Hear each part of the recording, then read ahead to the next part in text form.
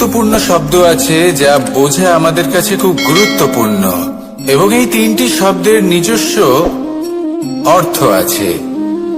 প্রথম হল সঙ্গবদ্ধতা, অর্থাৎ একসাথে মিলে কাজ করতে হবে, একসাথে মিলে পরিশ্রম করতে হবে, সামনে এগোতে হবে। এরকম করতে পারলে আপনার শক্তি বৃদ্ধি পাবে, আপনার ক্ষমতা বৃদ্ধি পাবে, আপনি এগোতে পারবেন এবং অনেক দূরে যেতে পারবেন। দ্বিতীয় হল আত্মবিশ্বাস। হেরে যাওয়া বস্তুও আবার জিতে নিতে পারবেন। যদি আপনার নিজের আত্মবিশ্বাস থাকে তাহলে আপনি কখনো পরাজিত হবেন না। এবং তৃতীয় হল অহংকার।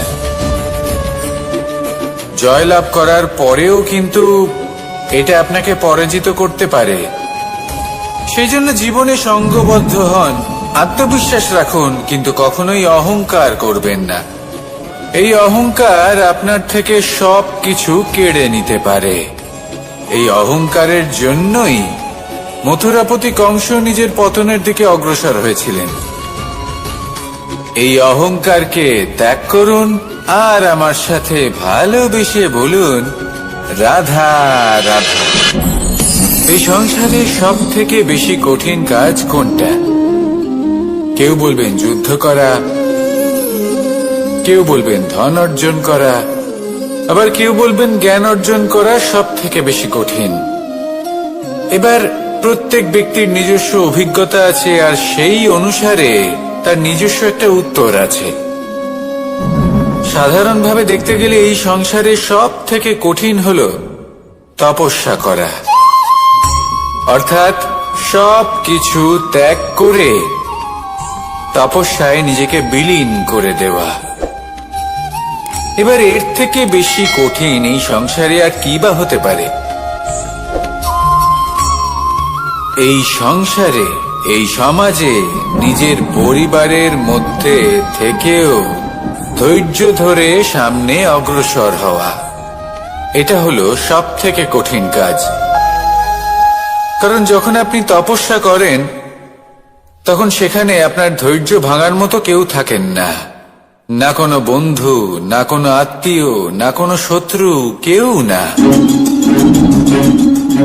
কিন্তু যখন আপনি এই সমাজে, এই পরিবারে থাকেন, কোনো না কোনো ব্যক্তি এসে আপনার ধৈর্যের বাঁধ ভেঙে দেওয়ার ক্ষমতা রাখেন।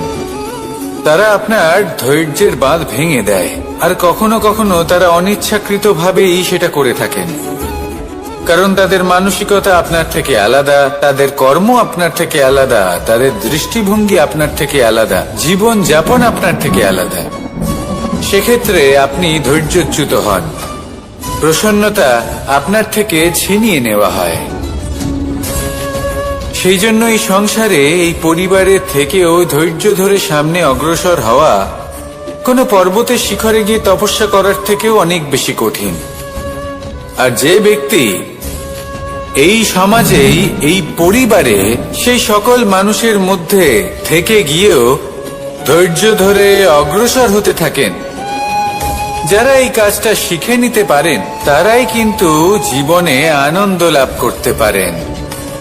এই ধৈর্যই শেষে আপনার জীবনে প্রসন্নতা বহন করে আনবে। তাই ধৈর্য ধরে জীবনের পথে অগ্রসর হন আর আমার সাথে ভালোবেসে বলুন, রাধা রাধা। আমরা যখনই কোনো গাছের চারা রোপণ করি তখন সবার আগে পরীক্ষা করে দেখি যে যেখানে আমরা চারা রোপণ করতে চলেছি সেখানকার মাটি আদৌ উর্বর কি না, সেই মাটি সেই চারাকে বাড়তে সাহায্য করবে কিনা। যখন একটা চারা রোপণের আগে আমরা এত কিছু ভাবতে পারি, তাহলে কাউকে বিশ্বাস করার আগে আমরা কেন ভাবি না?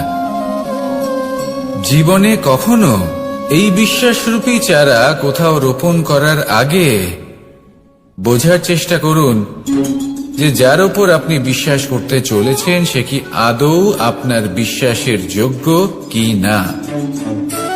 ভেবে দেখুন সেই ব্যক্তি ভবিষ্যতে গিয়ে আপনার বিশ্বাস ভাঙতে পারে কিনা। এটাও ভেবে দেখুন যে যাকে আপনি বিশ্বাস করতে চলেছেন তাকে আপনি বিশ্বাস করলে নিজের জীবনের উদ্দেশ্যে আপনি অগ্রসর হতে পারবেন কিনা। আর তার জন্য প্রয়োজন সঠিক সিদ্ধান্ত, পরখ করা, কোনটা উচিত কোনটা অনুচিত সেটা বোঝা। আর তাতে কিন্তু আপনি সন্দেহবাতিক হবেন না, তাতে আপনি আরো নিপুণ হয়ে উঠবেন। তাই যদি আপনি নিপুণ হয়ে উঠতে চান তাহলে বোঝার চেষ্টা করুন, পরখ করে দেখুন, কোনটা উচিত কোনটা অনুচিত বুঝুন। আর বিশ্বাস তখনই করুন যখন আপনি 100% নিশ্চিত হবেন যে সে বিশ্বাসের যোগ্য।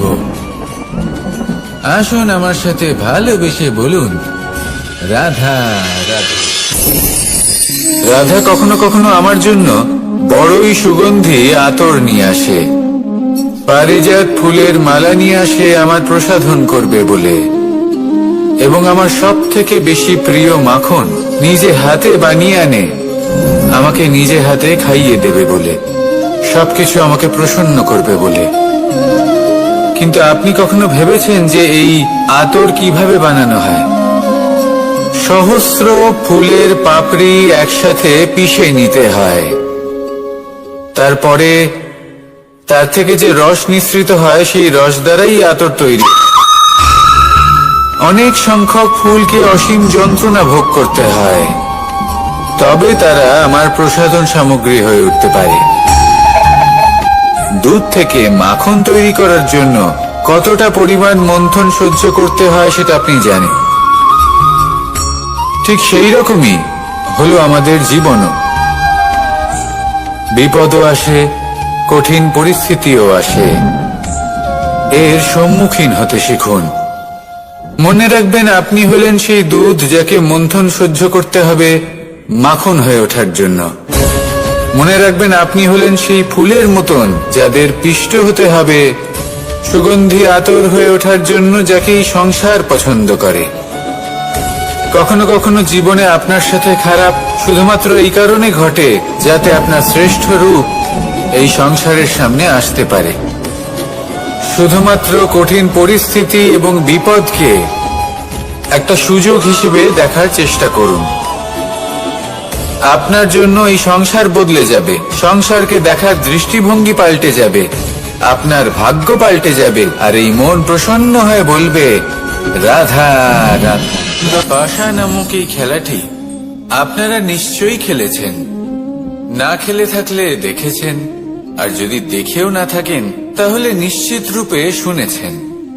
মহাভারতের এই মহাযুদ্ধ কোথাও না কোথাও এই পাশা নামক খেলার কারণে হয়েছিল।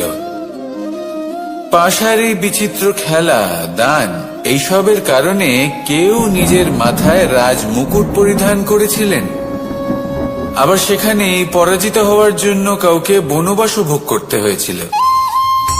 কিন্তু এই খেলা সমাপ্ত হওয়ার পরে সমস্ত ঘুঁটি আর এই পাশার ছক একই পুটলিতে স্থান পেল। এটাই হলো আমাদের জীবন।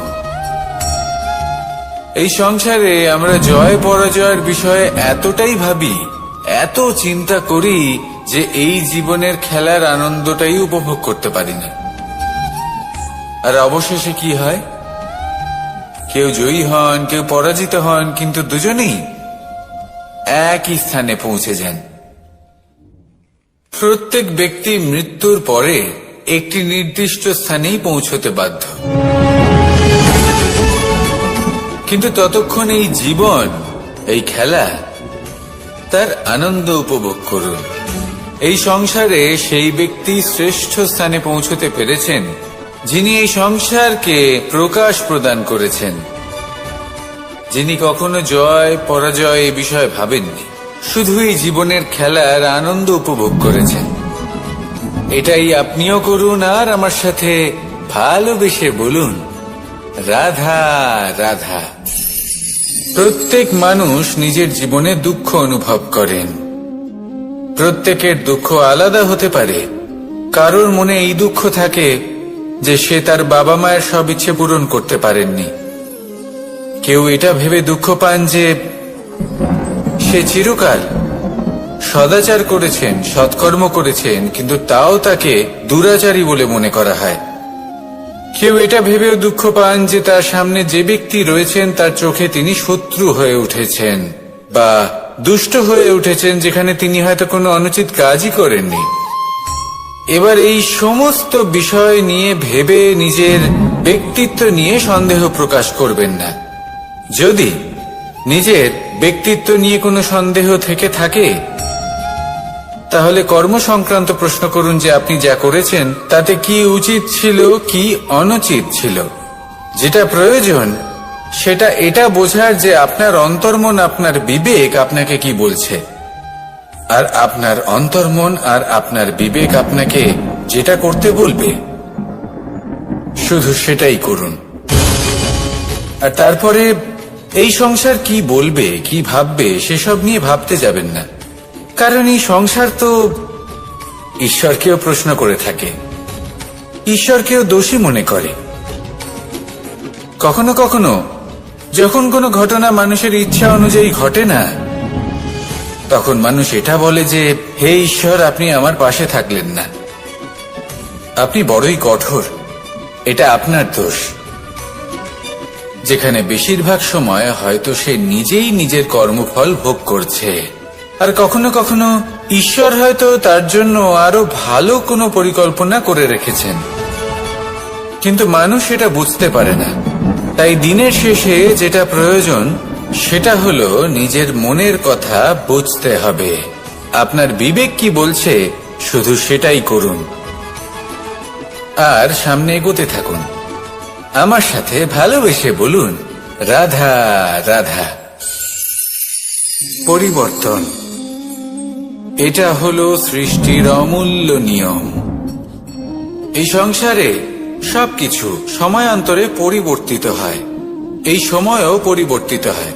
পরিবর্তন চিরকাল হয়ে এসেছে আর চিরকাল হতে থাকবে। কিন্তু এবার আমরা সেই পরিবর্তন কিভাবে লাভ করব, যেটা আমাদের প্রয়োজন, যেটা আমরা চাই। আমরা জীবনে বিকাশ চাই। এই বিকাশ কিভাবে লাভ করতে পারি? এই প্রকৃতি কিন্তু আমাদের অত্যন্ত উত্তম উদাহরণ দিয়ে বুঝিয়েছে। একটি বিন্দুর উদাহরণ দিয়েছে যা ভবিষ্যতে একটা বিশাল নদীর আকার ধারণ করে। এটা কিভাবে হয়? মেঘ থেকে একটি বিন্দু ঝরে পড়ে সেই পর্বতের ওপর যেখানে হিম আছে।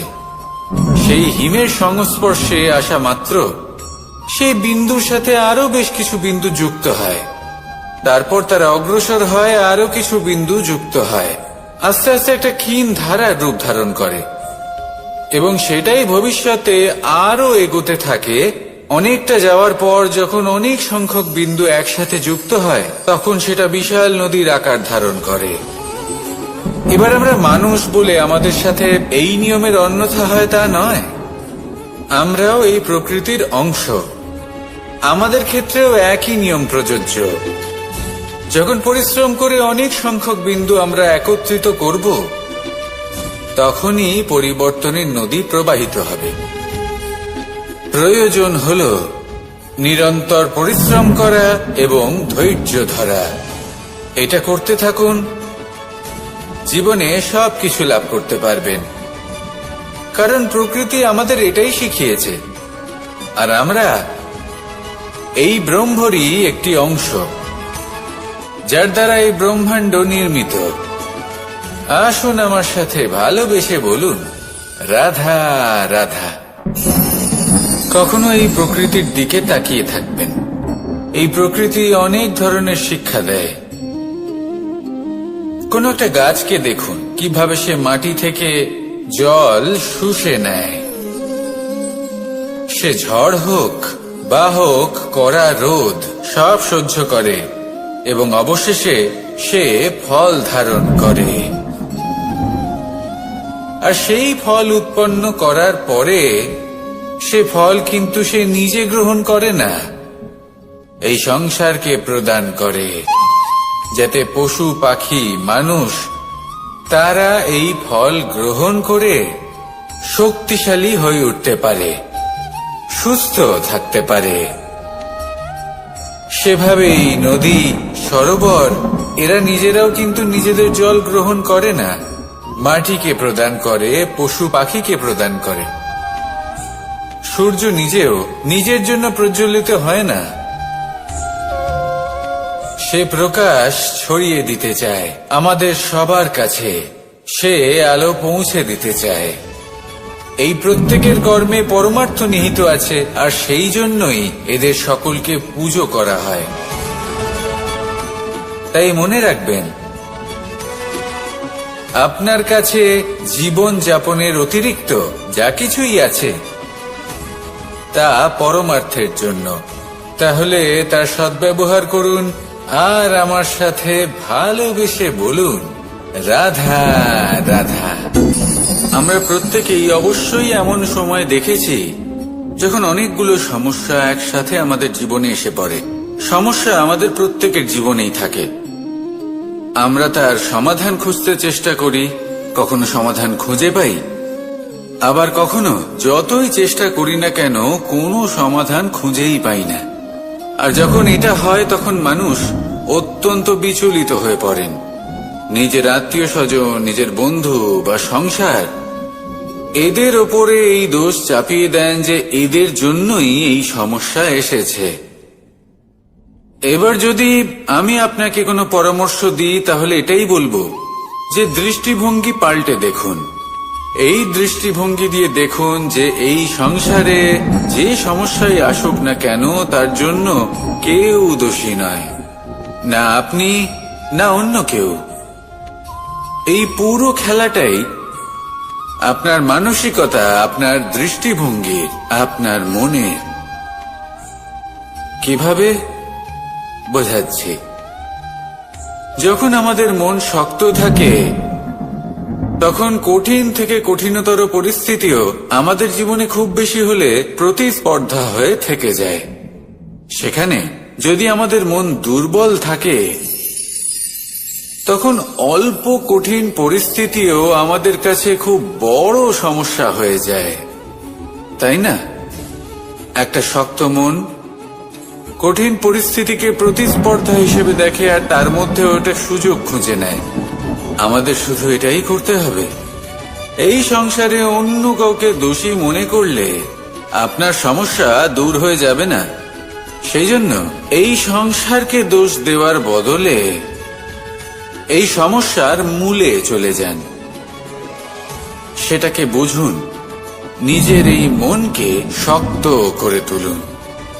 যদি আপনার মন শক্তিশালী হয় তাহলে এই সংসারে অনেক বড় বড় কঠিন থেকে কঠিনতর পরিস্থিতিও যদি আসে, আপনার জীবনে যতই বড় বড় সমস্যা আসুক না কেন আপনার লক্ষ্য লাভে বাধা দিতে পারবে না। আসুন আমার সাথে ভালোবেসে বলুন, রাধা রাধা। আমরা সবাই পাথর দেখেছি, পর্বতও দেখেছি, শুকনো পাতাও দেখেছি, শ্যামল বনানীও দেখেছি। কখনো ভেবেছেন পাথরের অস্তিত্ব কিন্তু ততক্ষণ পর্যন্ত যতক্ষণ সে পর্বতের গায়ে আটকে থাকে। যখন সেই পর্বত থেকে সেই পাথর ভিন্ন হয়ে যায় ও নিজের অস্তিত্ব হারিয়ে ফেলে। আস্তে আস্তে কখনো পাথর কেটে বা কখনো পিষ্ট হয়ে সেই পাথর আস্তে আস্তে মাটিতে পরিণত হয় এবং পূর্ণরূপে নিজের অস্তিত্ব হারিয়ে ফেলে। এটাই পাতার সাথেও হয়। এই পাতা যতক্ষণ গাছের ডালের সাথে যুক্ত ততক্ষণ তার অস্তিত্ব থাকে। যখনই ডাল থেকে বিচ্ছিন্ন হয় সেও নিজের অস্তিত্ব হারিয়ে ফেলে। আর এটাই আমাদের সাথেও হয়। যতক্ষণ আমরা নিজেদের আপনজনের সাথে যুক্ত থাকি আমাদের অস্তিত্ব বজায় থাকে। যখন আপনজনদের সাথে সম্পর্ক ছিন্ন করি তখন আমরাও আমাদের অস্তিত্ব হারিয়ে ফেলি। এবার এই সংসারের প্রত্যেক ব্যক্তি স্বতন্ত্র থাকতে চান, আর অনেক ব্যক্তি স্বতন্ত্র থাকবেন বলে আপনজনদের দূরে করে দেন আর তাদের সাথে এই সম্পর্ক ছিন্ন করেন। এটা কি সত্যি প্রয়োজন? আপনজনদের সাথে সম্পর্ক ছিন্ন করে নিজের অস্তিত্ব হারিয়ে ফেলা প্রয়োজনীয়, নাকি আপনজনদের সাথে সম্পর্ক বজায় রেখে নিজেদের স্বতন্ত্র করে রাখা সেটা আবশ্যক? নির্বাচন আপনারই। আসুন আমার সাথে ভালোবেসে বলুন, রাধা রাধা। আপনি কি কখনো নৌকা যাত্রা করেছেন? করে না থাকলেও নিশ্চয়ই দেখেছেন যে এই জল, যা নিজের অন্তরে সব কিছু সমাহিত করে নিতে পারে, এই নৌকা সেই জলের ওপরেই ভেসে থাকে। নদীর স্রোত কাটিয়ে সে সামনে অগ্রসর হয়। কিন্তু যদি এই নৌকায় কোনো ছিদ্র হয়, তাহলে কিন্তু সেই নৌকা ডুবে যাবে। আর এতে কোনো তফাৎ হবে না যে সেই ছিদ্র ছোট নাকি বড়, নৌকা ডুবে যাবে। এই ছিদ্র হলো আমাদের জীবনে আমাদের অপগুণ, আমাদের দোষ, আমাদের বিকার। কখনো এটা ভাববেন না যে এই দোষ খুবই ছোট, এতে কিছুই যাবে আসবে না। না, সেই ছোট দোষ, সেই ছোট বিকার, যদি সেটাকে শুধরে না নেন, তাহলে সেটা আপনাকে আপনার পতনের দিকে নিয়ে যাবে। শেষ পর্যন্ত এটা আপনার উপর নির্ভরশীল যে আপনি কি চান। আপনার জীবনের এই নৌকা এভাবেই ডুবে যেতে দেখবেন, নাকি নিজেকে শুধরে নিয়ে সেই নৌকার সেই ছিদ্রটাকে ভরিয়ে তুলতে চাইবেন? নির্বাচন আপনার। আসুন আমার সাথে ভালোবেসে বলুন, রাধা রাধা। জল, জলই পৃথিবীতে বেঁচে থাকার জন্য আবশ্যক তো বটেই, কিন্তু এই জল আমাদের একটা অত্যন্ত গুরুত্বপূর্ণ শিক্ষা প্রদান করে। কখনো এই জলকে দেখেছেন? যে পরিস্থিতিতেই এই জল প্রবাহিত হোক না কেন, এর উপর যা কিছুই প্রভাব থাকুক না কেন, এর পথে যতই বাধা আসুক না কেন, তার মধ্যে থেকে ও নিজের পথ ঠিক বের করে নেয়, কিন্তু নিজের প্রবাহ থামতে দেয় না, ক্রমাগত অগ্রসর হতে থাকে। সেরকমই একটা শিক্ষা যেটা আমরা জল থেকে পেয়ে থাকি, তা হলো এটা: আমরা যখন জলের দিকে তাকাই, তখন আমরা নিজের প্রতিবিম্ব দেখি, স্পষ্টভাবে দেখতে পাই। কিন্তু তখনই দেখতে পাই যখন এই জল শান্ত থাকে, স্থির থাকে। যদি এই জল অশান্ত হয়ে থাকে, স্থির না হয়, তাহলে আমরা এতে নিজের প্রতিবিম্ব দেখতে পাই না। এটাই আমাদের মনের সাথেও হয়ে থাকে। যখনই জীবনে কোনো সংকট আসে, যদি আমরা শান্ত মনে, স্থির মনে সিদ্ধান্ত নিই, তাহলে সেটা এমন একটা শীতল সিদ্ধান্ত হবে যেটা আমাদের ভবিষ্যৎকে একটা শ্রেষ্ঠ স্থানে নিয়ে যাবে। যদি এই মন অশান্ত হয়, বিচলিত হয়, পীড়িত হয়, দুঃখিত হয়ে থাকে, রুষ্ট হয়ে থাকে, তাহলে অনেক সময় আমরা এমন সিদ্ধান্ত নিই যেটা আমাদের জন্য অনুচিত প্রমাণিত হয়।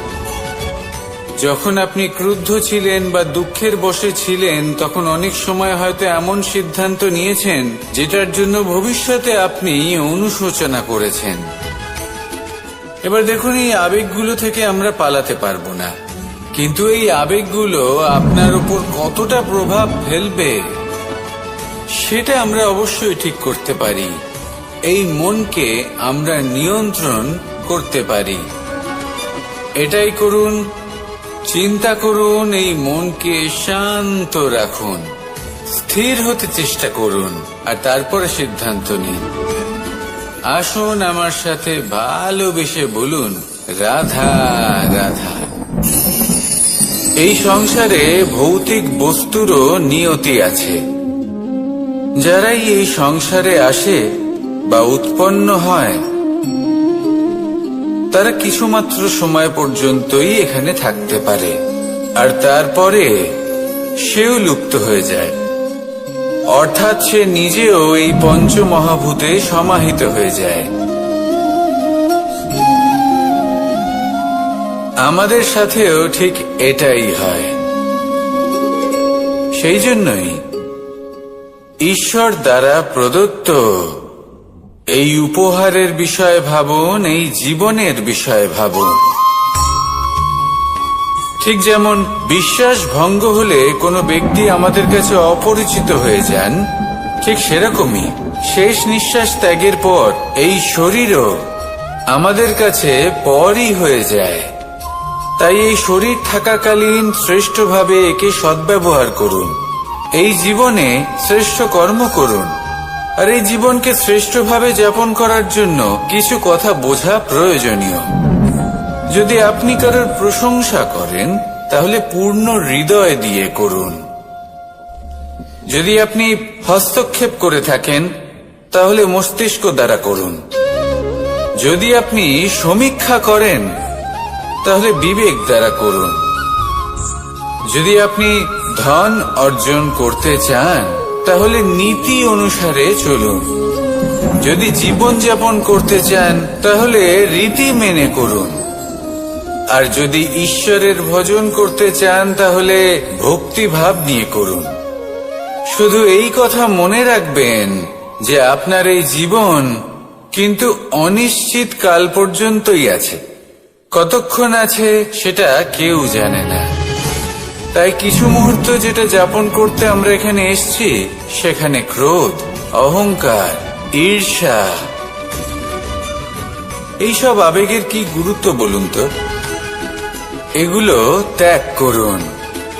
মানুষকে ক্ষমা করতে শিখুন। আস্তে আস্তে বিশ্বাস করতে শিখুন। এই সংসারে নিঃস্বার্থভাবে প্রেম করতে শিখুন আর সবার মধ্যে আনন্দ বিতরণ করুন। তাই এই সব গুণ যদি আপনি আত্মসাৎ করতে পারেন তাহলে আপনার জীবনে শুধু আনন্দ এবং আনন্দই বিরাজমান হবে। আসুন আমার সাথে ভালোবেসে বলুন, রাধা রাধা।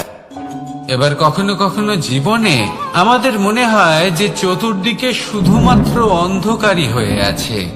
প্রত্যেকেরই তা কখনো মনে হয়। আর তখনই আমাদের নিরাশ হলে চলবে না, আমাদের দুঃখী হলে চলবে না। সেই সময় আমাদের খুঁজতে হবে নিজেদের আশেপাশে, চতুর্দিকে আর কোথাও না কোথাও আমরা প্রকাশ অবশ্যই দেখতে পাব। আশার একটা কিরণ অবশ্যই দেখতে পাব। কেউ এমন একটা কর্ম করেন যেটা দেখে আমরা প্রেরিত হয়ে যাই। আর এমন কোন কর্ম যদি আপনারা করেন তাহলে সেই কর্ম আপনার মনকে প্রসন্ন ভাব, আনন্দ এবং ভালোবাসার দ্বারা ভরিয়ে তুলবে। আপনার অন্তরের সেই অন্ধকারের অন্ত করবে, দুঃখেরও অন্ত করবে।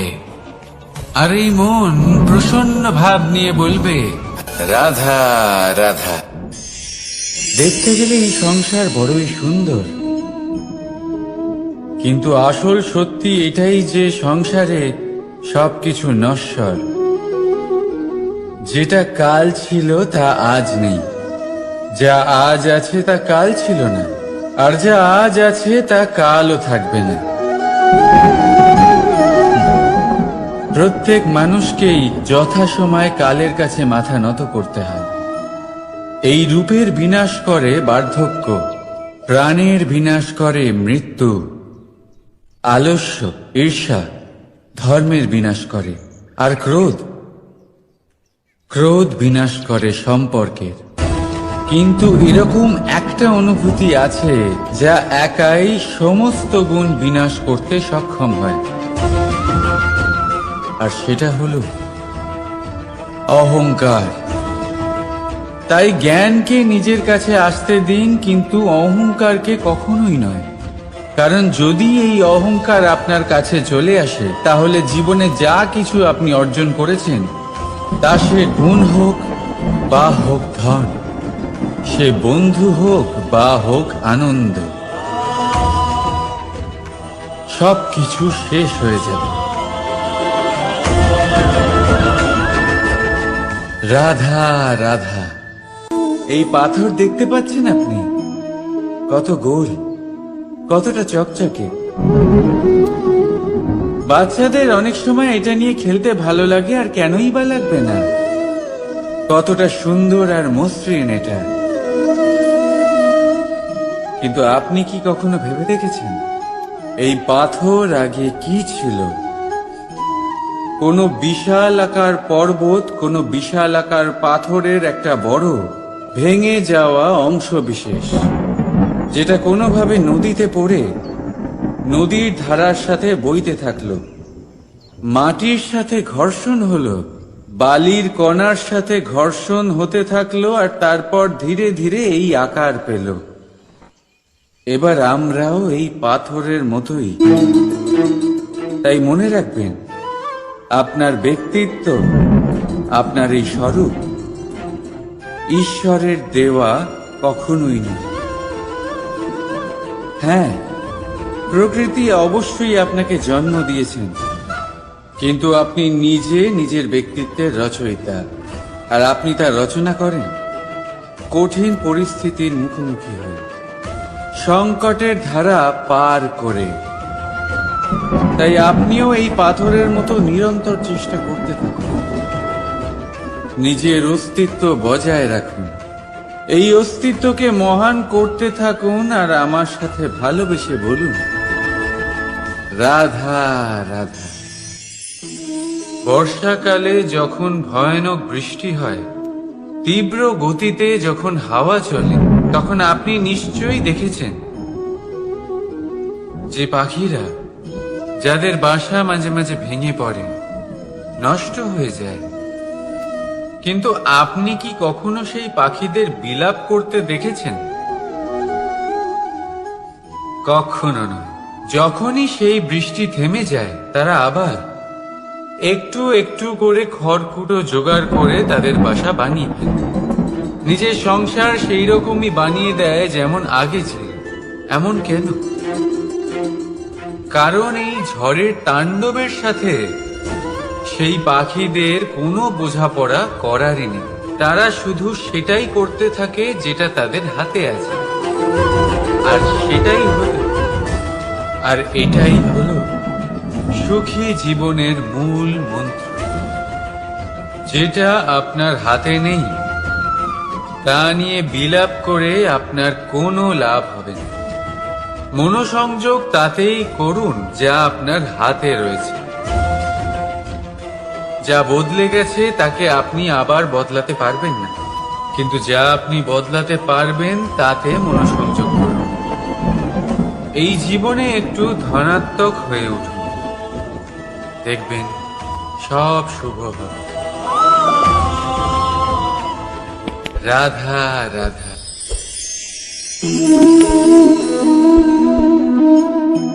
ছোটবেলায় একটা জিনিস আমি কখনো বুঝে উঠতে পারিনি। আমি সবসময় আশ্চর্য হয়ে থাকতাম যে এটা কি করে সম্ভব হতে পারে। ব্যাপারটা ছিল এরকম, আমি আমাদের গোয়াল ঘরে দেখতাম ভিন্ন ভিন্ন রং রূপের গাভী। কারোর রং কালো তো কারোর রং সাদা, কেউ খয়েরি তো কারোর রং বাদামি।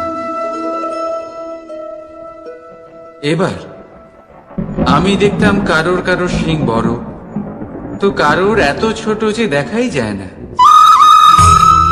কোনো গাভী আকারে ছোট ছিল তো কেউ একটু বড়, কিন্তু যখন সেই সব গাভী দুধ দিত, তখন আমি দেখতাম সেই সব দুধ সমান, রং সমান, স্বাদ সমান, গুণও সমান, আর সমান পুষ্টিও। এবার আমি এটা বুঝতে পারতাম না। আমার দৃষ্টিতে তো সমস্ত গাভী আলাদা আলাদা ছিল। আমি ভাবলাম আমি মাকে জিজ্ঞেস করি। মাকে জিজ্ঞেস করলাম। মা আমাকে বললেন, কানাই, রং রূপ পাল্টালেও গাভীদের বাস্তবিকতা তো পাল্টায় না। গাভী তো গাভীই থাকবে। এবার আমি এটা বুঝতে পারি না যে মানুষ এটা আত্মসাৎ কেন করতে পারে না। দেখুন, রং, রূপ, জাত, ধর্ম, ভাষা, এই সবের উপরে হলো মনুষ্যত্ব। আর মনুষ্যত্বের একটাই ধর্ম, আর সেটা হলো প্রেম। তাই এই প্রেম আপনি সকলের সাথে ভাগ করে নিন, প্রেমের সাথে সকলের সেবা করুন। এই মনুষ্যত্বর অমৃত চেখে দেখুন, আর আপনি বুঝে যাবেন যে আমরা কেউ আলাদা আলাদা নই, আমরা সবাই সমান। রাধা রাধা।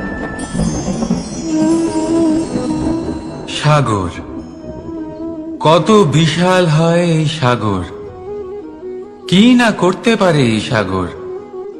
এক মুহূর্তের মধ্যে সব ধ্বংস করে দিতে পারে, প্রলয় ডেকে আনতে পারে, সংসার মুছে ফেলতে পারে। এই সাগর জীবন জ্যোতি নিভিয়ে দিতে পারে। কিন্তু এই সাগর যা মেটাতে পারে না, তা হলো একজন তৃষ্ণার্তের তৃষ্ণা। অন্যদিকে এই ঘোড়া, যা এতটাই ছোট যে গোপিনীরা একসঙ্গে অনেকগুলো নিয়ে চলতে পারে, কিন্তু এই ছোট ঘোড়া অনেকের তৃষ্ণা মেটাতে পারে। এবার বলুন, জল সাগরেও আছে, আবার এই ঘোড়াতেও। তাহলে পার্থক্য কোথায়? এখানে পার্থক্য হলো তাদের আচরণের মধ্যে। একজন মাটির মধ্যে মিষ্টি জল ধরে রাখে, তো আরেকজন নিজের নোনা জলের আঘাতে যে কাউকে মাটিতে মিশিয়ে দিতে পারে। আপনি কি হতে চাইবেন? সাগরের নোনা জল হয়ে কারোর আশা চূর্ণ বিচূর্ণ করে দিতে, নাকি মিষ্টি জলের ঘোড়া হয়ে কারোর তৃষ্ণা মেটাতে? সিদ্ধান্ত আপনার। রাধা রাধা। কতবার এমন হয়, আপনি কোনো কাজ করার জন্য কাউকে দায়িত্ব দেন, কিন্তু সেই ব্যক্তি সেই কাজ সম্পন্ন করতে পারে না, অসম্পূর্ণ রেখে দেয়, অথবা ঠিকভাবে করতে পারে না। এবার এই পরিস্থিতিতে কি হয়? আপনি ক্রুদ্ধ হয়ে যান, তার উপরে আপনি রেগে যান, তাকে তিরস্কার করেন, আর তারপরে সেই কাজ সম্পন্ন করতে আপনি নিজেকেই নিযুক্ত করেন, আর শেষ পর্যন্ত সেই কাজ সম্পন্ন হয়েই যায়। এবার এই বিষয়ে সমস্যা সেই ব্যক্তির চেষ্টায় নয়, সমস্যা আপনি যে সেই ব্যক্তিকে ভরসা করলেন তার ছিল। আমরা অন্যের প্রতি ভরসা করাকে প্রথম পদক্ষেপ বানিয়ে, আর নিজের উপরে বিশ্বাসকে শেষ সম্বল। কিন্তু তার বদলে এটাই হওয়া উচিত যে নিজের উপরে ভরসাকে আমরা প্রথম পদক্ষেপ বানাই, তাকে নিজের সহায় মানতে হবে। যদি আপনি এমন করেন, তাহলে পরিণাম আরো সুখকর, আরো আনন্দদায়ক হবে। তাই মনে রাখবেন, এই সংসারে আপনার সব থেকে বড় ভরসা আর কেউ নেই। এই সংসারে আপনার সব থেকে বড় রক্ষাকর্তা আর কেউ নেই, বরং আপনি নিজেই।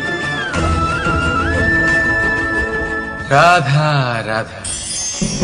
আসুন আপনাকে একটা প্রশ্ন করছি, সোনা আর লোহার মধ্যে তফাৎ কি? এবার বেশিরভাগ লোকের উত্তর এটাই হবে যে সোনা বহুমূল্য, সোনার মূল্য লোহার থেকে অনেক বেশি। এটা ঠিক, কিন্তু আমাদের এটা বলা ঠিক হবে না যে সোনা আমাদের সাজগোজের কাজে লাগে, আমাদের আরো বেশি সুন্দর দেখায়। অন্যদিকে লোহা সেই সৈনিকদের ঢাল ও তলোয়ার হয়ে তাদের রক্ষা করে, যারা আমাদের প্রাণকে রক্ষা করেন। এই সৈনিক না থাকলে আমাদের প্রাণও থাকবে না। এবারে বলুন, সোনার মূল্য বেশি হওয়াতে কি লোহার মূল্য কমে যায়? কখনোই নয়। ঠিক সেইভাবে এই জীবনে আপনি যতই চেষ্টা করুন, কিছু না কিছু এমন থেকে যাবে যা আপনি কখনোই পাবেন না, আর সেই কারণে নিজেকে অক্ষম মনে করা অনুচিত। হতে পারে আপনার কাছে সেই গুণ আছে যেটা সংসারে আর কারোর কাছে নেই। সেই গুণটাকে চিনুন, সেটাকে বাড়ান, আর সেটাকে ব্যবহার করুন।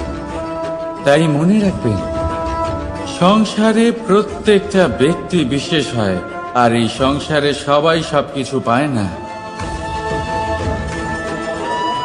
নিজেই দেখে নিন, সোনাকে যে দোকানে সাজিয়ে রাখা হয়, সেই দোকানের তালা লোহা দিয়ে তৈরি হয়।